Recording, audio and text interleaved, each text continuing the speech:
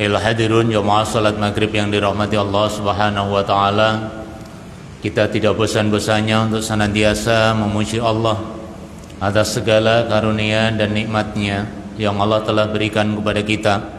Kenikmatan keimanan, kenikmatan keislaman, dan kenikmatan hidayah, termasuk nikmatul umur, nikmatnya umur kita dan kesehatan kita. Maka tidak ada kata yang paling afdol yang senantiasa kita lakukan kecuali kita memperbanyak memuji Allah Subhanahu wa taala. Yang kedua, salawat serta salam semoga tetap terlimpahkan kepada baginda Rasulullah sallallahu alaihi wasallam sebagai uswah, dan sekaligus dari beliaulah kita mendapatkan petunjuk ini dan kita berupaya beribah untuk mengikuti Rasul sallallahu alaihi wasallam dalam bentuk ketaatan, dalam bentuk perilaku dan ibadah-ibadah yang sudah dicanangkan oleh Allah dan Rasulnya di dalam Al-Quran dan As-Sunnah. Dan jemaah yang dirahmati Allah Subhanahu wa taala, malam hari ini mungkin biasanya adalah Ustaz Wasdi karena beliau masih dalam kondisi sakit dan belum begitu sehat pulih. Ya, Allahumma rabban nas ya bil ba'sa isbi anta syafi la sifan la sifauka sifan la yughadiru saqama.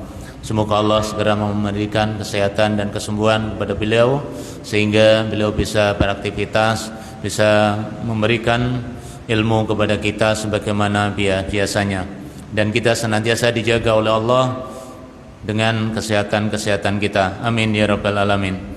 Jemaah sekalian yang dirahmati Allah, kita masih bahas tentang bab kitab Shahih Targhib wa Tarhib yang pada kajian yang lalu kita sudah bahas beberapa hadis tentang fitrah manusia atau karakter manusia, tabiat manusia terhadap harta, terhadap kehidupan dunia.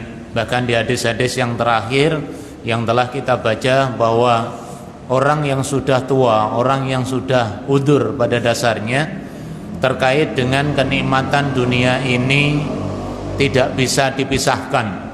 Artinya ketika kita punya lembah terbuat dari emas, satu lembah masih ingin yang kedua, punya yang kedua masih ingin yang ketiga, dan seterusnya, dan baru finish berhenti kalau sudah masuk liang lahat.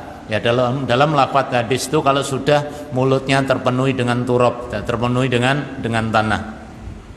Nah, sekarang masuk pada bab kewajiban kita thalabur rizqil halal wat thayyib. Jadi kewajiban kita sebagai seorang mukmin untuk mencari rezeki yang halal dan sekaligus thayyib. Ini ada bahasa ini diambil dari hadis-hadis Rasul sallallahu alaihi wasallam dan juga dari ayat-ayat Al-Qur'an. Mengambil mencari rezeki yang halal itu adalah dalam dimensi secara bentuknya, ya, secara bentuknya atau juga cara memperolehnya. Jadi kalau makanan-makanan atau minum-minuman yang halal itu banyak. Yang haram juga disebutkan oleh Allah secara rinci, baik itu di dalam Al-Quran maupun dalam hadis-hadis Rasul sallallahu alaihi wasallam. Antara yang halal dengan yang haram itu adalah banyak yang halal. Nah, dari yang halal itu juga harus yang thayyib. Thayyib dalam pengertian baik itu adalah agar kita makan sesuatu yang mungkin pada dasarnya halal, tapi kalau itu memberikan efek secara individu, ya, tidak secara umum, memberikan efek secara individu kepada masing-masing kita yang berbeda dengan kapasitas makanan itu, maka bukan berarti itu tidak halal, tapi itu mungkin tidak baik bagi kita. Ya, contoh yang gampang mungkin, orang yang punya asam urat, orang yang punya kolesterol tinggi, ya bagi yang nyaman, bagi yang muda, mungkin emping, ya, emping linju apalagi, ya, mentor, duren, itu bagi yang muda nggak ada masalah, yang nggak punya gangguan, ya. Tapi bagi yang punya penyakit itu tidak akan memberikan manfaat bagi dia dalam kebaikan, itu loh. Malah menjadi mudarat. Itu dalam pengertian thayyibnya. Tetapi statusnya adalah tetap halal. Nah jemaah sekalian, di dalam hadis yang diriwayatkan oleh Imam At-Tirmidzi dan juga Imam Ad-Darimi, bahwa manusia ini, khususnya kalimatnya di situ, la tazulu qadama abdin yaumal qiyamah. Jadi kaki, telapak kaki ya, seorang hamba ini nanti pada hari kiamat itu tetap tidak akan pernah lepas. Dalam pengertian apa? Bahwa semua manusia nanti setelah bertemu dengan Allah, pengadilan di sisi Allah Subhanahu wa taala itu akan ditanya 4 hal. An umri bima aflahu. Dia punya umur itu untuk apa? Dulu sudah kita bahas, umur manusia enggak panjang. Kita hidup di dunia ini sebentar. Ada yang memberikan kalau melihat hadis ka'abiri sabil, hanya orang sekedar kita berjalan atau sekedar safar, atau seperti kal-gharib, orang yang asing yang sekedar berteduh kemudian melanjutkan perjalanan kita, yaitu perjalanan dia di akhirat. Dalam hadis At-Tirmidzi disampaikan amaru ummati baina sitin wa sab'in. Nabi memberikan gambaran kalau orang sudah umurnya antara 60 dan 70, berarti itu tinggal nunggu limitnya saja. Pulsanya sudah mau habis. Maka jangan tamak terhadap dunia, jangan rakus terhadap dunia. Ya. Oleh karena itu akan ditanyakan oleh Allah Subhanahu wa taala kepada semuanya, kepada kita. Nah, yang kedua juga akan ditanya tentang ilmu. Kita diberi ilmu oleh Allah, untuk apa ilmu itu? Kita amalkan atau tidak? Kalau ilmu itu tidak bermanfaat bagi kita, apa gunanya kita memiliki ilmu? Atau jangan-jangan justru dengan ilmu kita akan menjadi orang yang takabur, menjadi orang yang sombong, bahkan berani membantah Allah Subhanahu wa taala, menolak ayat-ayat Allah, menolak hadis Rasul sallallahu alaihi wasallam, merasa kita lebih pintar dan merasa kita lebih baik daripada generasi-generasi di masa yang lalu, generasinya as-sabiqun al-awwalun. Nah, oleh karena itu jemaah sekalian, ilmu itu menjadi amanah bagi kita.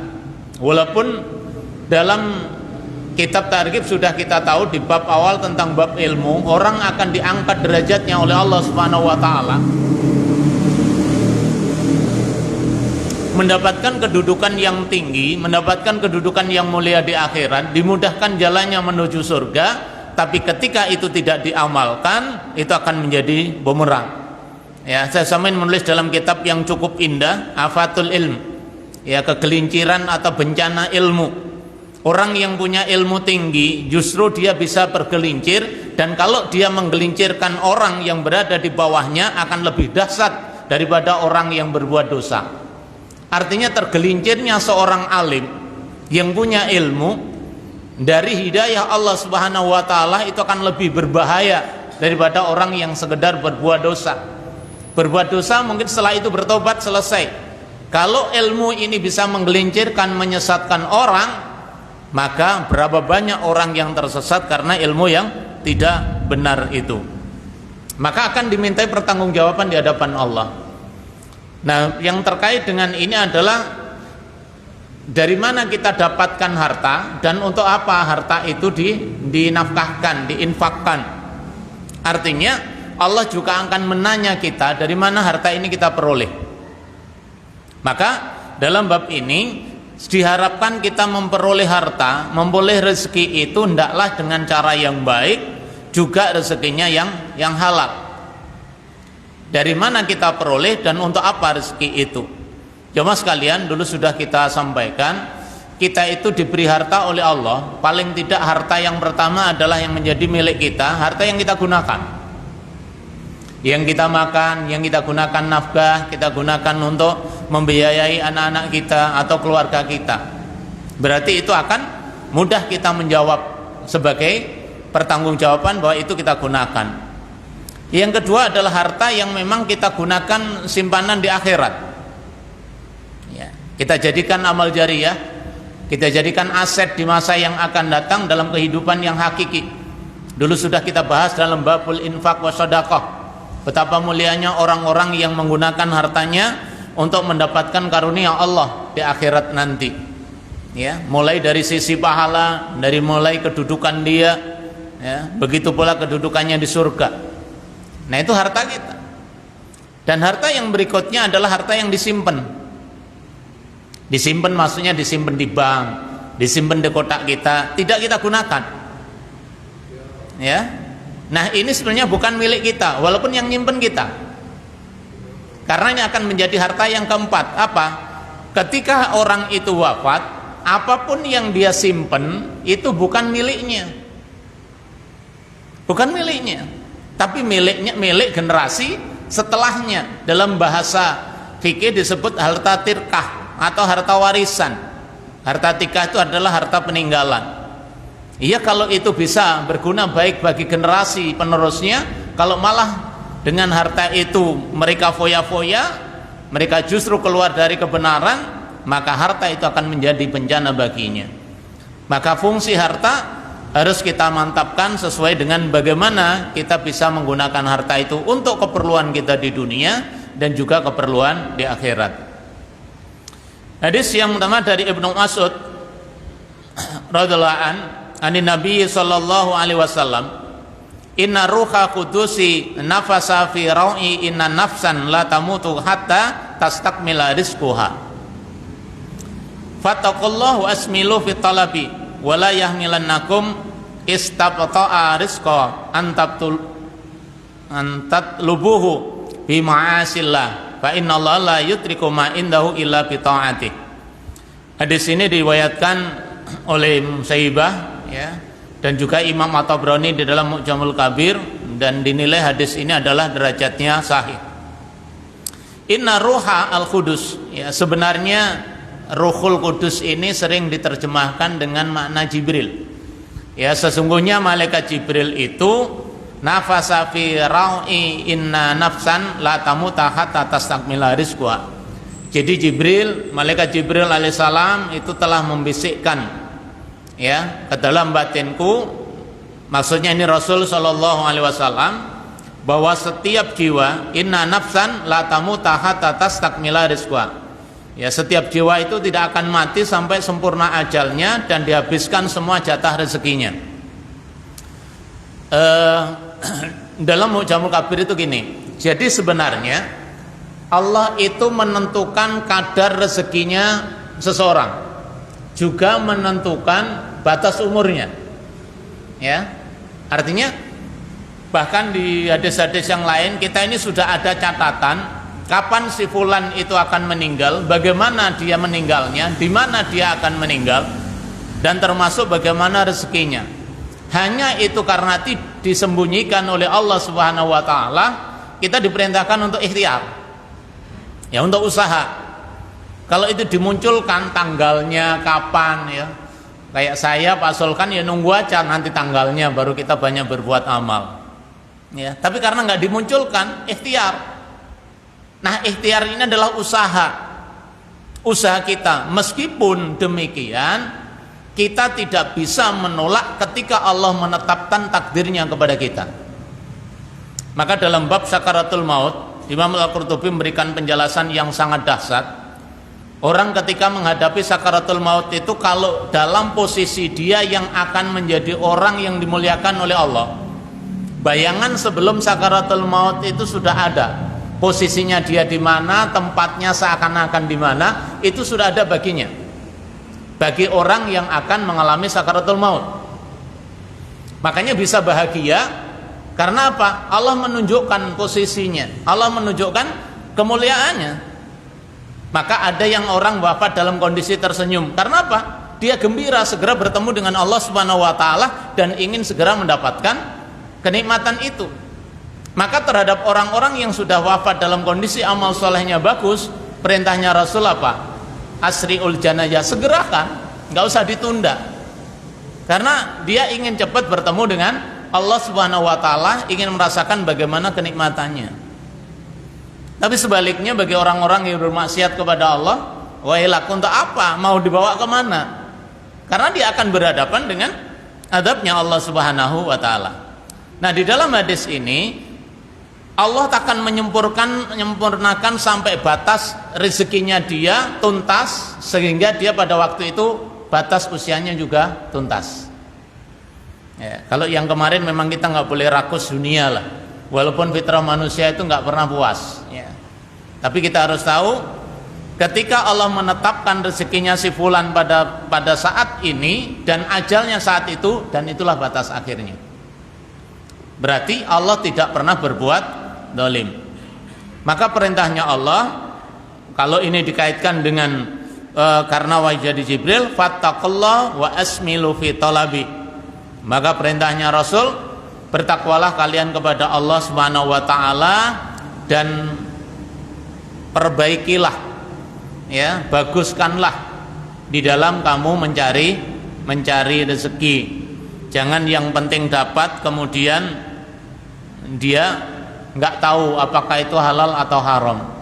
Tapi jamaah sekalian, 3 hari yang lalu saya ada pertanyaan, Ustadz, kira-kira menurut jenengan dikasih uang 1 triliun, uang ini adalah haram, dengan 10.000 halal, jenengan kira-kira pilih mana?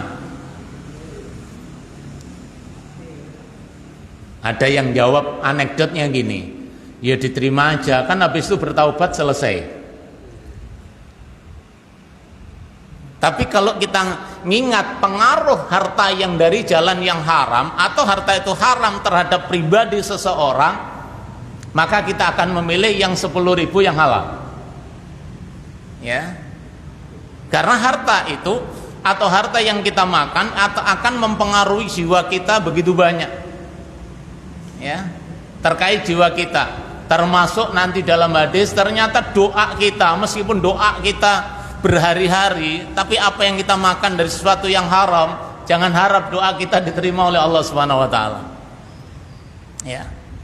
Nah, jemaah yang dirahmati Allah Subhanahu wa taala, maka perintahnya cari rezeki dengan cara yang baik.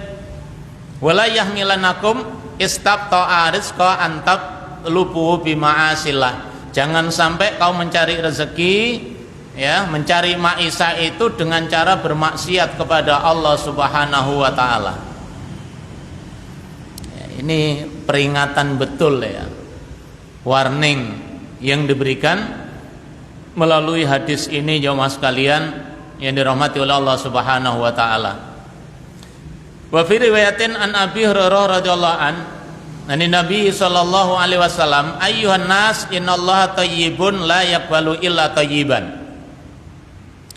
Wa innallaha amaral mu'minina bima amara bil mursalin faqala ya ayyuhar rasul qulu min thayyibatin wa'malu salihan inni bima ta'maluna alim. Wa qala ya ayyuhalladzina amanu qulu min thayyibatin ma razaqnakum. Nah, ini Rasul menyampaikan apa yang disampaikan oleh sahabat Abu Hurairah dalam hadis yang diriwayatkan oleh Imam Muslim dengan kalimat ayyuhan nas, wahai manusia, innallaha thayyibun. Allah itu adalah thayyib. Allah itu adalah zat yang baik. Allah itu suka kebaikan. La yaqbalu illa thayyiban. Allah tidak akan menerima kecuali juga yang baik. Ya, dalam aktivitas apapun, jangan sampai dalam mencari rezeki ini dengan cara yang tidak benar. Karena yang diterima oleh Allah itu adalah yang baik-baik saja dari cara kita maupun benda yang kita peroleh itu. Jadi kalimatnya la yaqbalu illa thayyiban, ya, innallaha thayyibun la yaqbalu illa thayyiban. Allah itu tetap baik dan tidak menerima sesuatu kecuali yang baik. Wa innallaha amaral mu'minina bima amara bil mursalin. Ya, dan sungguhnya Allah Subhanahu wa taala memerintahkan kepada orang-orang mukmin sebagaimana Allah telah memerintahkan kepada para rasul. Ya mas sekalian, perintah mencari rezeki yang halal, perintah mencari dengan cara yang baik itu bukan kepada kita saja. Kepada para rasul terdahulu itu juga diperintahkan oleh Allah Subhanahu wa taala. Dan semuanya itu menjadi apa? Menjadi kewajiban kita. Ya. Karena apa? Apa yang diperintahkan Allah kepada Rasul dan juga kepada kita, itu semuanya adalah agar kita mendapatkan rezeki dengan cara yang baik, dan rezeki itu menjadi rezeki yang barokah bagi kita. Nah, hadis ini termasuk dianggap sababun nuzul, ya, dari beberapa ayat, baik itu di surat Al-Mu'minun atau surat Al-Baqarah di ayat 172 itu. Ya ayyuhalladzina amanu kulu min thayyibatin ma razaqnakum washkuru lillahi in kuntum iyyahu ta'budun. Wahai orang-orang yang beriman, kulu min thayyibatin ma razaqnakum, ambil ya, makan yang baik-baik ma razaqnakum, dari apa yang telah kami rezekikan kepada kalian. Ya, kita pilih yang baik, kita pilih caranya, kita pilih bendanya juga yang tidak haram. Ini perintah. Karena kalimat perintah adalah amar, berarti wajib. Kita mencari makan dengan cara yang baik, kita memakan makanan juga yang baik. Ma razaqnakum, dari bagian rezeki yang telah diberikan Allah kepada kita. Perintah yang kedua, washkuru lillah in kuntum iyyahu ta'budun. Setelah kita mendapatkan rezeki dengan cara yang baik, ya, kita memperoleh makanan juga yang baik, yang thayyib, yang halal, maka semuanya adalah kita diperintahkan yang kedua bersyukur kepada Allah Subhanahu wa taala, in kuntum iyyahu ta'budun. Kalau kau benar-benar ya beribadah kepada Allah Subhanahu wa taala. Maka dengan dasar inilah kita umat Rasul sallallahu alaihi wasallam berupaya dari apa yang kita masukkan pada tubuh kita, pada keluarga kita, pada saudara-saudara kita, apa yang kita infakkan itu bukan berasal dari sesuatu yang dilarang atau cara memperolehnya sesuatu yang tidak benar. Jemaah sekalian yang dirahmati Allah Subhanahu wa taala, memang kondisi yang kondisi itu kadang-kadang mempengaruhi. Dalam bahasa sederhana gini, ketika bi'ah, ya, lingkungan itu misalkan kalau kita kisahnya sahabat Umar bin Khattab ya, atau Abdullah bin Umar, kalau ada lingkungan itu lingkungannya memang sudah terbiasa, mungkin lingkungannya korupsi dianggap biasa, pungli dianggap biasa, suap dianggap biasa, maka sesuatu yang salah itu seakan-akan tidak memberikan pengaruh pada dirinya bahwa itu salah, karena dianggap biasa, sehingga wajar-wajar saja. Maka kadang-kadang pada posisi seperti itu dicarikanlah dalil untuk menghalalkan sesuatu. Ya, kita jelas, misalkan ada kalimat di dalam hadis ar-rasi wal murtasi finnar, misalkan orang yang melakukan suap menyuap atau mengambil hak orang lain yang sebetulnya bukan haknya, ya, kemudian mendapatkan imbalan, itu kan sebetulnya masuk al-murtasi, orang-orang yang menyuap. Tapi karena itu sudah biasa, tidak dianggap dosa, ya jalannya aman-aman saja. Nah kemudian dicari dalilnya, ternyata meskipun caranya nggak bener, ternyata saya juga hidupnya aman-aman saja. Nah, itulah. Jadi menjustifikasi sesuatu yang sebenarnya itu salah, sesuatu yang sebenarnya itu dosa, tapi bi'ah lingkungan itu sudah sama-sama mafhum, ya udah dianggap biasa. Berbeda kalau dalam lingkungan orang yang dalam lingkungan menjaga dirinya, ifahnya tinggi, waraknya tinggi, kemudian masuk pada bi'ah yang seperti itu, dia akan menjaga ifahnya itu, menjaga waraknya dalam konsentan yang tinggi. Ya, meskipun itu nggak bisa, tapi mesti ditersingkirkan. Ya, ada seorang, nggak saya sebutkan, orang ini kalau mau punya mobil, apakah Fortuner atau Pajero itu bisa, Pak? Ya, bisa, karena berada di lahan yang basah. Ya, tapi ternyata tak, jenengan kenapa nggak seperti yang lain? Ya Ustaz, saya ini sudah diuji oleh Allah, satu, belum dikaruniai keturunan. Yang kedua, jabatan saya ini bagi saya amanah. Kalau mau seperti teman-teman, saya bisa. Tapi biarlah saya hidup dengan rezeki yang halal, dengan apa yang memang itu menjadi hak saya. Ya. Kalau dalam status sosial itu tingkatannya udah tinggi, Pak. Eselonnya udah tinggi. Ya, mau ngantongin satu hari itu uang mungkin 10 juta bisa. Tapi bagi mereka, saya salutnya apa? Udahlah, dia dengan apa yang dia miliki, dengan hasil yang dia peroleh, bahkan itu bukan hasil dari kerja dia, tapi hasil dari panennya dia. Karena dengan panen itu jelas dia merasa itu yang halal. Walaupun hasil kerja dia itu juga halal, selama dia pada posisi yang halal gitu. Tapi dengan hasil panennya dia lebih nyaman. Itulah rezeki yang diberikan Allah lewat itu. Ya, walaupun secara status seperti itu mungkin jarang ya. Ketika apa? Dalam komunitas yang memang lahan basah, ya terpaksa tersingkirkan, Pak. Nah, itu resiko ya. Resiko orang yang sabar itu, padahal kalau kita di surat At-Taubah itu ya ayyuhalladzina amanu taqullaha wa kunu ma'as-shadiqin. Ya, wahai orang-orang yang beriman, bertakwalah kalian kepada Allah dan bersamalah orang-orang yang jujur, bersamalah orang-orang yang tetap dalam kondisi benar. Tapi tantangannya cukup berat. Nah, kenapa kok kita harus mencari yang halal? Ya, di dalam hadis yang diriwayatkan oleh Ibnu Hibban, juga Imam Al-Hakim dalam Mustadraknya, dan ini disahihkan oleh Al-Albani dalam Sahih Jami'.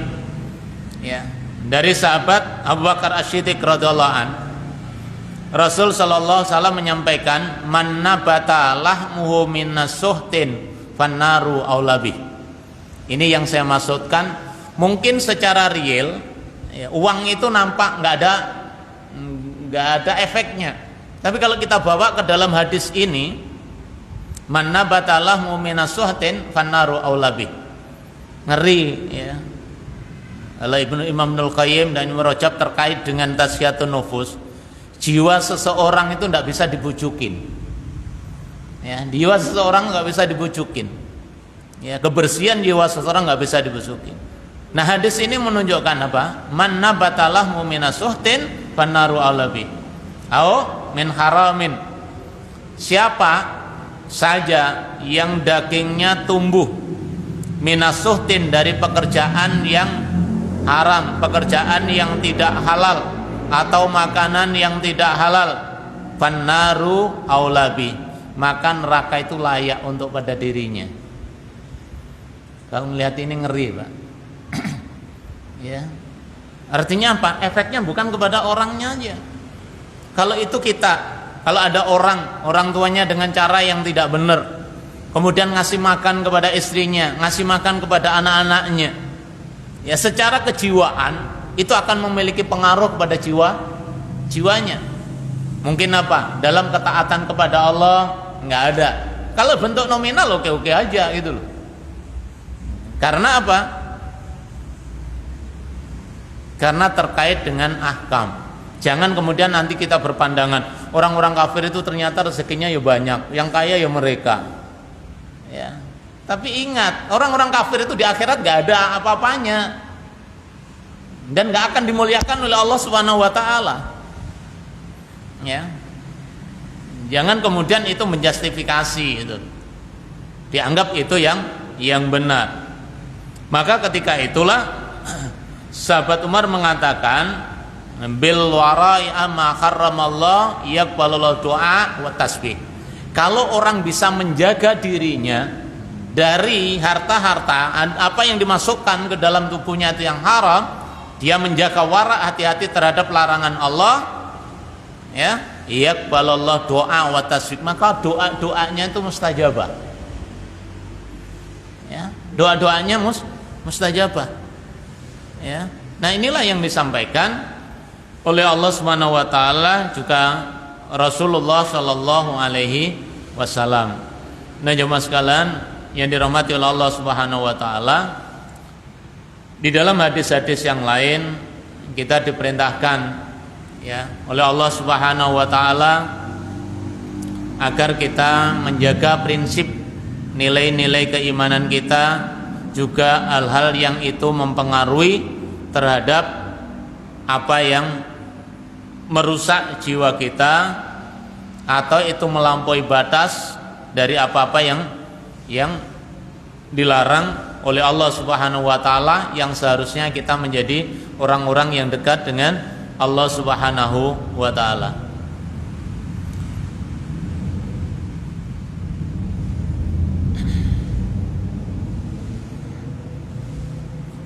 Ada beberapa hadis dari sahabat Ali yang ada mirip-mirip ya.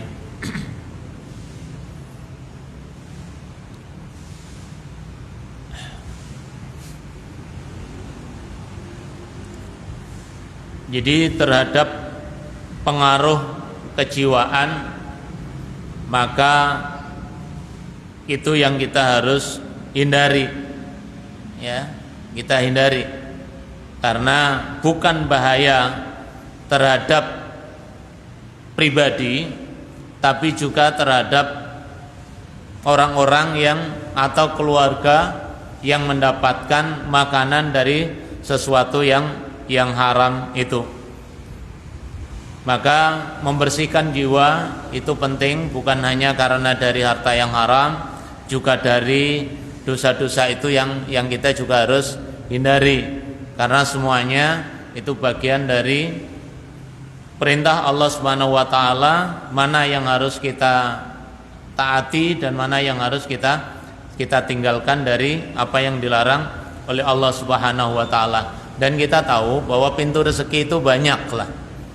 Jangan sampai kemudian kita menganggap pintu rezeki itu hanya satu ya, hanya satu, kemudian kita tidak mau mencari cara yang lain ya.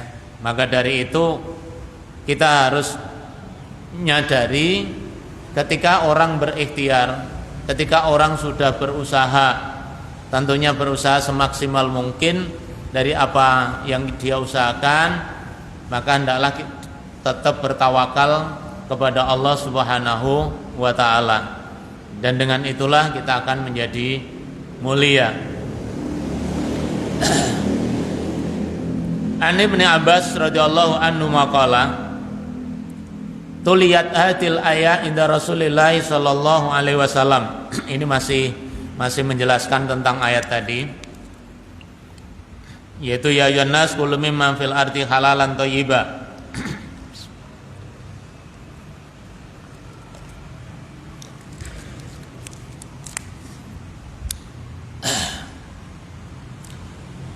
Yang dianggap ini adalah penjelasan dari ayat ini, wahai manusia, makanlah dari apa-apa yang ada di bumi itu dengan cara yang halal dan thayyib.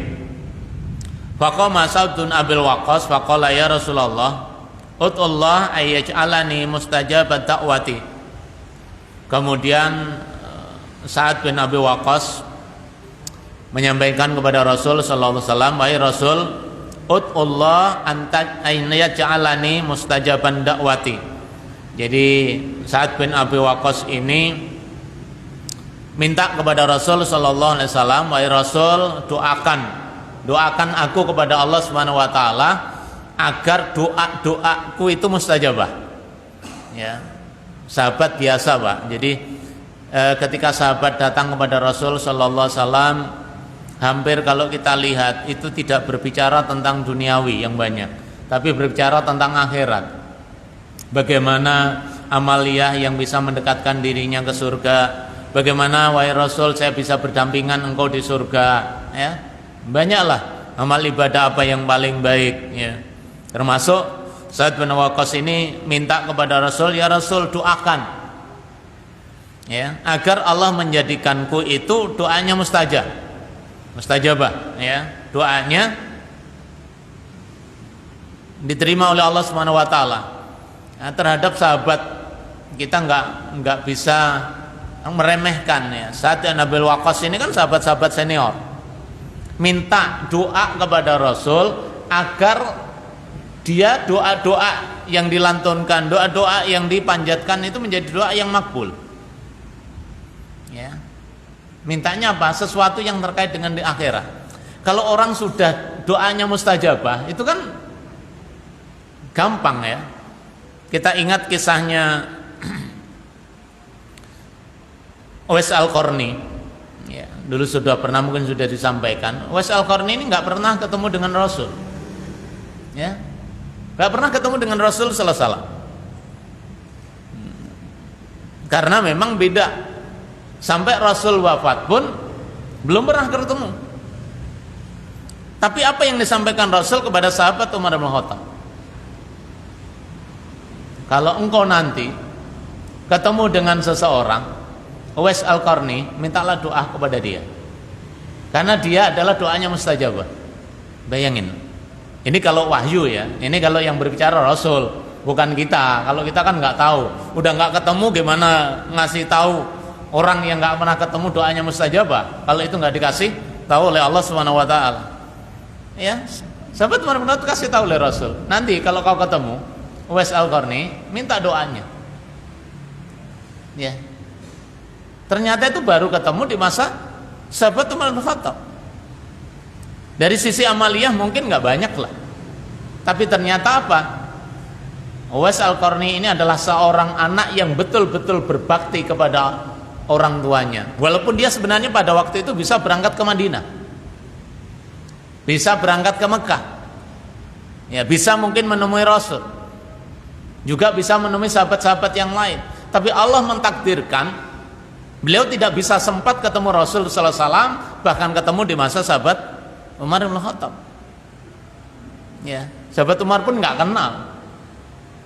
Nah, kita boleh, ya, para ulama sumber membolehkan kalau ada orang-orang yang doanya mustajabah, kita boleh minta tolong didoakan. Ya, minta tolong didoakan. Itu namanya tawasul bidoa. Ya, orangnya masih hidup ini. Jadi kita minta tolong doakan kepada orang-orang yang memang alim, doanya mustajabah. Boleh jadi dalam satu masjid bukan doanya ustadz, tapi ada doa yang orang-orang sederhana ternyata dia dekat dengan Allah dalam amaliyahnya karena berbaktinya kepada orang tua tinggi melebihi ustadznya, dia akan lebih mustajabah daripada ustadznya gitu loh. Maka kita tidak bisa menyepelekan orang. Ya. Walaupun kalau kita lihat kisahnya Uwais Al-Qarni itu ya bentuk tubuhnya sudah nggak meyakinkan gitu ya. Sudah pendek, itu aneh lah. Tapi ternyata di sisi Allah mulia. Bagaimana Rasul juga mengkabarkan sahabat Bilal bin Rabah terumpahnya kedengaran di surga. Kalau itu nggak ada berita dari Allah Subhanahu wa taala. Artinya ada orang-orang yang dimuliakan, ada orang-orang yang memang diberi karamah oleh Allah Subhanahu wa taala. Nah, karena Sa'ad bin Abi Waqqas minta kepada Rasul agar didoakan, agar doanya mustajabah, Rasul menimpali dengan faqala lahu nabiyyu sallallahu alaihi wasallam, ya Sa'du atib mat'amaka takun mustajabad da'watin. Wahai Sa'ad bin Abi Waqqas, atib mat'amaka, jaga apa makananmu. Ya. Artinya apa? Rasul ngasih apa? Udahlah, jaga makanan kalian. Kalau ingin doanya mustajabah, ya, hendaklah kau menjaga apa yang kau makan, supaya makanan yang halal. Maka doamu akan mustajabah. Rasul kemudian menguatkan dengan kalimat tauhid, wallati nafsu Muhammadin biyadihi innal abda la yaktifa luqmatal harama fi jawfihi ma yataqabbalu minhu amalu arba'ina yauman wa ayyama 'abdin nabata lahu min suhtin fannaru aulabi. Ini peringatan yang sangat tegas ya kepada Sa'ad bin Abi Waqqas, apalagi termasuk kepada kita.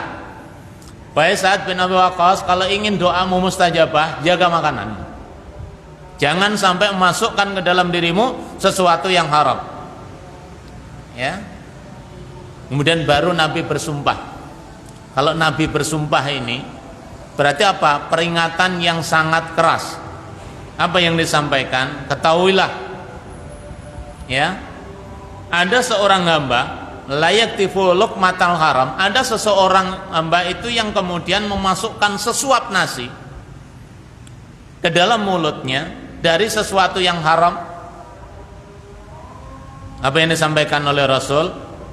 Ma yataqabbalu minhu amalu arba'ina yauman. Ibadah dia selama 40 hari itu enggak diterima oleh Allah Subhanahu wa taala. Wa ayyama 'abdin nabatalahu min suhtin fanaru alabi. Karena apa? dari daging yang tumbuh itu neraka yang lebih berbahaya baginya. Ini jemaah sekalian, ini peringatan bagi kita. Ya, kita berhati-hatilah di zaman yang mungkin serba boleh, serba menghalalkan segala cara untuk mendapatkan rezeki. Semoga Allah menjaga kita dari hal-hal yang haram itu, baik haram yang kita makan untuk keluarga kita atau untuk yang lainnya, dan semua aktivitas kita dari aktivitas mencari nafkah semoga menjadi nafkah yang betul-betul diridhoi oleh Allah Subhanahu wa taala. Amin ya rabbil alamin. Subhanakallahumma bihamdik asyhadu an la ilaha illa anta astaghfiruka wa atubu ilaik. Assalamualaikum warahmatullahi wabarakatuh.